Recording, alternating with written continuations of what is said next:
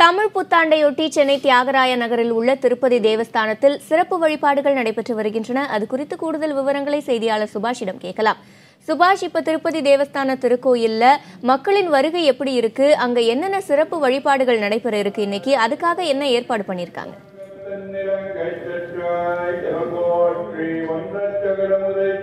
அதாவது துன்முகி வருடமானது நேற்றுடன் முடிவடைந்து தற்போது புது வருடமானது பிறந்திருக்கிறது. இந்த புது வருடத்தை வரவேற்பதற்காக ஏமவிளம்பி என்கிற இந்த புது வருடத்தை வரவேற்பதற்காக ஏராளமான பொதுமக்களும் இங்கே இருக்கக்கூடிய பக்தர்களும் இங்கே திருப்பதி தேவஸ்தானத்திற்கு சொந்தமான இந்த பெருமாள் கோயிலுக்கு வந்து கொண்டிருக்கிறார்கள். அது மட்டுமல்ல, கோயிலில் சிறப்பு பூஜையானது இன்று காலை 5 மணி முதல் தொடர்ச்சியாக நடைபெற்று வருகிறது.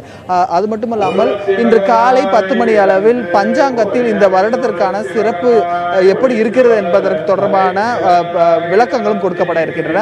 அது மட்டுமல்லாமல் ஏராளமானோர் இன்று காலையிலிருந்து இந்த சிறப்பு பூஜையில் கலந்து கொண்டு இந்த வருடம் தங்களுக்கு ஒரு சிறப்பான வருடமாக அமைய வேண்டும் என்பதற்காக இங்கே கோயிலுக்கு வந்திருக்கிறார்கள். நம்மிடையே பேசுவதற்காக இந்த வருடம் எப்படி இருக்கிறது என்பது பேசுவதற்காக சில பேர் இருக்காங்க.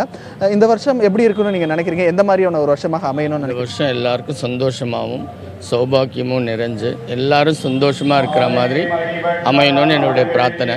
எந்த கஷ்டமும் இல்லாமல் ஹேம விளம்பின்னா புற்றாடைன்னு சொல்லுவாங்க, அந்த ஆடை போட்டு எல்லாரும் சந்தோஷமா இருக்கணும் அப்படின்னு என்னுடைய பிரார்த்தனை.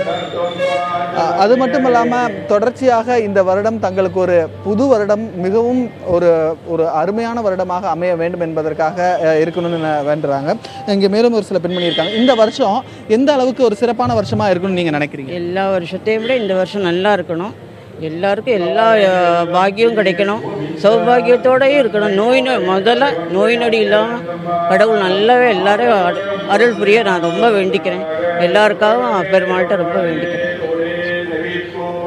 அது மட்டும் இல்லாமல் இந்த கோயிலில் சிறப்பு பூஜைகள் இன்று மாலை வரை நடைபெற இருக்கின்றன.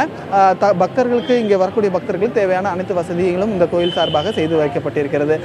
மேலும் தமிழகத்தில் இருக்கக்கூடிய அனைத்து மக்களுக்கும் இந்த புத்தாண்டு ஒரு நல்ல புத்தாண்டாக இருக்கும் என்பது இந்த பஞ்சாங்கத்தின் கணிப்பாக தெரியுது.